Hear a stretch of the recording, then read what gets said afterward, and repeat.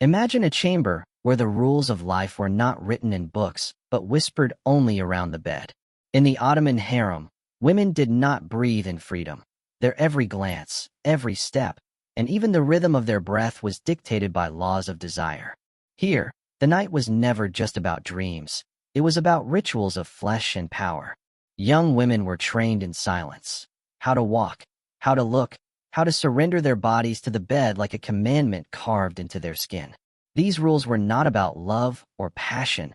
They were about control, dominance, and lust. And the most shocking truth? Any woman who dared to break these rules was punished in ways so terrifying. Even today, the thought of it makes a woman's body shiver. Imagine stepping into a hidden world where desire was law and obedience was survival. This was the Ottoman harem, an empire within an empire, sealed behind walls so thick that the outside world could never hear the whispers of what happened inside. But those whispers still echo through history, carrying secrets that few dare to speak out loud. Tonight, I will tell you those secrets without disguise, without censorship. Because the truth of the harem was not romance. It was not fairy tales of silk and roses. It was a story of bodies, control, and rules written not with ink, but with flesh. Every woman who entered the harem was stripped not only of her freedom, but of her innocence. They were told the first commandment: your body is not yours anymore. From the way a girl sat on a bed, to the way her lips parted when she breathed, everything was regulated. Even her silence was measured. The Sultan's spies watched her every move, making sure she was being shaped into a vessel of lust, not a woman of her own will. The second commandment was even darker: never deny a summons to the Sultan's chamber. No matter how tired, no matter how broken, no matter how unwilling, when the lanterns flickered and the guards called her name, she had to walk barefoot into that golden room. And once inside, the rules of the bed controlled every gesture. If her robe slipped from her shoulders too slowly, she was punished. If her kiss lacked heat, she was punished. If she dared to look away when the Sultan claimed her, she was punished. For these women, desire was not a choice, it was a duty. And the punishments? They were designed to break not just the body but the soul. Some women were made to stand naked before the elders of the harem, forced to recite the rules while trembling in shame. Others were locked away in silence, where no touch, no voice, no warmth reached them for weeks. But the cruelest of all was exile, being thrown out of the palace stripped of dignity, carrying the mark of a woman who could not please her master. But perhaps the most shocking rule of all was what happened when two women desired each other instead of the Sultan. In the privacy of silk curtains, some girls clung to each other for comfort, for warmth, for the love they could not find in the master's bed. But if caught, the punishment was merciless: public exposure, humiliation, sometimes even death. For the Sultan believed that every touch, every kiss, every sigh belonged to him alone. These were not whispers of romance. They were orders carved into the skin of young women. Rules about when to smile, how to undress, how to moan, even how to close their eyes when pleasure or pain washed over them. Every movement, every breath, every secret desire, monitored, dictated, punished. The bedroom was not a place of love. It was a courtroom, and the woman's body was both the evidence and the crime. Asterisk. Pause for breath, then intensify. And yet, despite the cruelty, there were women who mastered these rules and turned them into power. The most skilled could hold the Sultan's gaze, could twist the law of desire back into their own weapon. They became queens of the night, mistresses of forbidden games, bending the same rules that once broke them. Some even ruled empires from behind the curtain of the Sultan's bed, proving that in the harem, the most dangerous weapon was not a sword, but the body of a woman who knew exactly how to use it. So when you hear the words Ottoman harem, do not imagine luxury or beauty alone.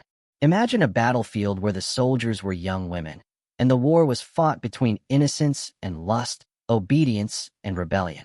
Strange rules governed their every touch, their every kiss, their every night. And it is those strange bedroom rules, shocking, brutal, and intoxicating, that we are about to uncover, rule by rule, without hiding anything. Asterisk. By now, you know the harem was not a paradise. It was a prison dressed in velvet. But the deepest rules, the ones whispered only in shadows, were the most brutal and the most erotic. These were the rules that shaped not only nights of passion, but also days of fear. Tonight, I will tell you those final truths, the strange commandments of the Sultan's bedroom that even history tried to bury. Rule of the first night. When a girl was chosen for the first time, she was not led into the Sultan's chamber like a bride. She was inspected. Her body was measured by the elder women of the harem, her hair brushed out, her skin rubbed with oils until it glowed like ivory, her robe adjusted to reveal enough of her figure without revealing everything. The elders whispered instructions in her ear. When you enter, keep your eyes lowered. When the Sultan touches you, do not resist. When the robe falls, let it fall completely. For the girl, it was not love. It was a ritual of surrender. And that ritual was carved so deeply into her mind that it became her very survival. Rule of silence. In the bedchamber, moans, sighs, even breaths were regulated. Some sultans wanted silence, believing that a woman's pleasure was a distraction from their own. So girls were trained to hide their sounds, even when touched, even when burning inside. The punishment for breaking silence was humiliation, being forced to lie still, untouched, while others were summoned in her place. For a woman whose only value was the body, this punishment was worse than pain. It was erasure. Rule of competition. The harem was never just about one woman. Dozens, sometimes hundreds of concubines shared the same golden prison, each one desperate for the Sultan's gaze. Rules were written to keep them divided. No woman could wear the same scent as another. No woman could look directly at the Sultan unless summoned. No woman could ever step into the main chamber uninvited. Rivalries became wars fought with perfumes, glances, and stolen whispers in the night. And yet, beneath the competition, a cruel truth remained. Every body was disposable, every kiss replaceable. Rule of punishment. The punishments grew darker the higher the stakes. A girl who displeased the Sultan might be stripped of her silks, her hair cut, her beauty destroyed as a warning to others. Some were drowned in the palace's fountains, their bodies erased by water so that no trace of their failure remained. Others were locked away in rooms so silent that their own heartbeat became their only company. And yet, the cruelest punishment was public shame, being forced to expose her body before others, no longer a jewel but a warning. Rule of forbidden touch. The most dangerous desire was not between a woman and the Sultan, but between women themselves. Inside the harem, some found comfort in each other's arms, a forbidden tenderness in a world ruled by lust and fear. But discovery was deadly.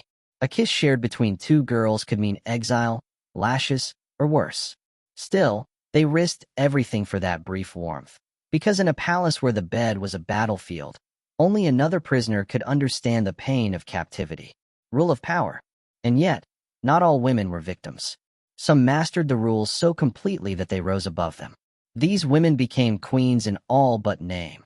Concubines who learned how to weave desire into influence, how to turn a night in bed into decades of control. They whispered in the Sultan's ear, shaped wars, altered alliances, and commanded armies without ever stepping outside the harem walls. Their bodies became weapons sharper than swords, and their nights of surrender became empires of command. But the final and most secret rule was never written, never spoken, yet always obeyed.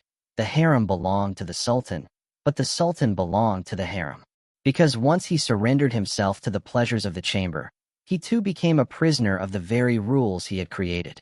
Surrounded by beauty, blinded by desire, chained by rituals of lust, he was never free. And history remembers him not as a ruler of men, but as a man ruled by women. So when we speak of the Ottoman harem today, let us not imagine a garden of silk and roses. Let us remember the bed that was both throne and prison. Let us remember the women who were both slaves and queens. Let us remember the strange bedroom rules that dictated their lives.